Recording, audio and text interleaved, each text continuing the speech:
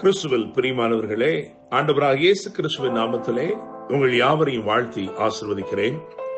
இந்த நாளுக்கென்று தேவன் நமக்கு அருளி இருக்கும் ஜீவ வார்த்தை நியாயாதிபதிகளின் புஸ்தகம் 14ஆம் அதிகாரம் 14ஆம் வசனத்தில் உள்ளது.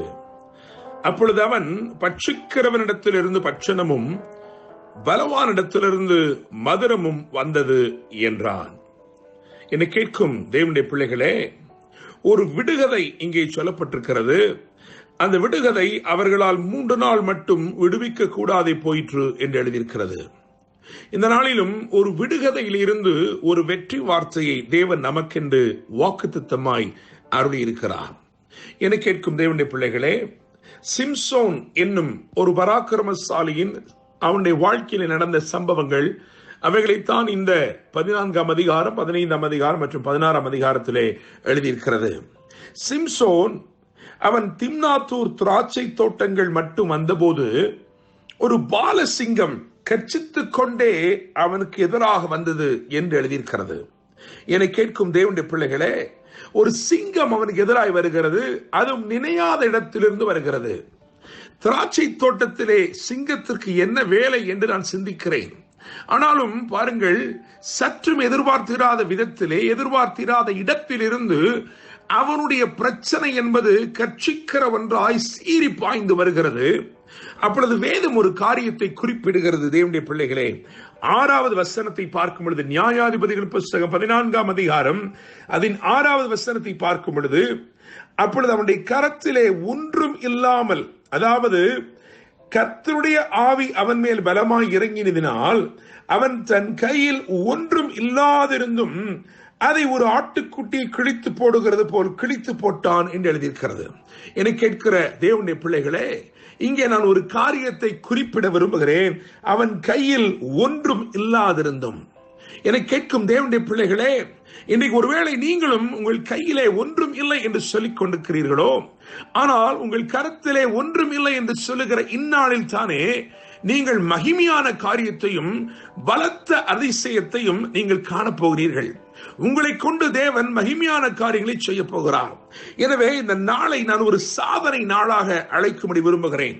இந்த நாள் நீங்கள் பெரிய காரியங்களை செய்து முடிக்கும் ஒரு நாளாக இருக்கிறது. It's a day of great accomplishments. என கேட்கும் தேவனுடைய பிள்ளைகளே, இது உங்களுடைய சுய பலத்தினால் அல்ல, தேவ ஆவியினாலே, தேவ ஆவியானவர் உங்கள் வாழ்க்கையில செய்யும் அற்புதங்களினாலே அமைகிற பெரிய சாதனையாய் இருக்கிறது. தேவனுடைய பிள்ளைகளே, அவன் கையில் ஒன்றுமில்லை என்று எழுதியிருக்கிறது. அவன் கையிலே ஒன்றுமில்லாத சூழ்நிலையிலே தேவன் அவனை பலப்படுத்தினது நிமித்தமாய் அவன் ஒரு பெரிய ஜெயத்தை அங்கே அவன் எடுத்துக் கொள்கிறான். தேவனுடைய பிள்ளைகளே, இன்னுமாக நீங்கள் 8வது வசனத்துக்கு வரும் பொழுது அங்கே வேதம் சொல்லுகிறது, சில நாளைக்கு பின்பு அவன் திரும்பி வருகிறானாம். அவன் திரும்பி வருகிற பொழுது அந்த சிங்கத்தின் உடலை பார்க்கிறதற்கு வழி விலகி போனான். இதோ சிங்கத்தின் உடலுக்குள்ளே தேனீ கூட்டமும் தேனும் இருந்தது. என கேட்கும் தேவனுடைய பிள்ளைகளே, அவன் ஜெயம் பெற்று அவன் திரும்பி வருகிறான். அவன் திரும்பி வருகிற பொழுது பாருங்கள், அவன் அங்கே அந்த சிங்கம் அங்கே அதன் உடல் அங்கே கிடக்கிறது. தான் மேற்கொண்ட, தான் ஜெயம் எடுத்த தேவன் அவனுக்கு வெற்றி கொடுத்த, அவன் கையிலே ஒன்றுமே இல்லாமல் இருந்த பொழுது அவன் ஜெயித்தானே, அந்த ஜெயம் அப்படியே அந்த ஜெயத்தின் அந்த ஒரு நினைவு போல அது அங்கே கிடக்கிறது. அந்த சிங்கம் அங்கே கிடக்கிறது, சிங்கத்தின் உடல் அங்கே கிடக்கிறது. வேதம் சொல்லுகிறது, அதற்குள்ளே தேனும் தேனீ கூட்டமும் இருந்ததாம். என்னை கேட்கும் தேவனுடைய பிள்ளைகளே, நினைத்து பார்க்க முடியாத விதமாய் அமைந்த ஒரு அதிசயத்தை பாருங்கள்.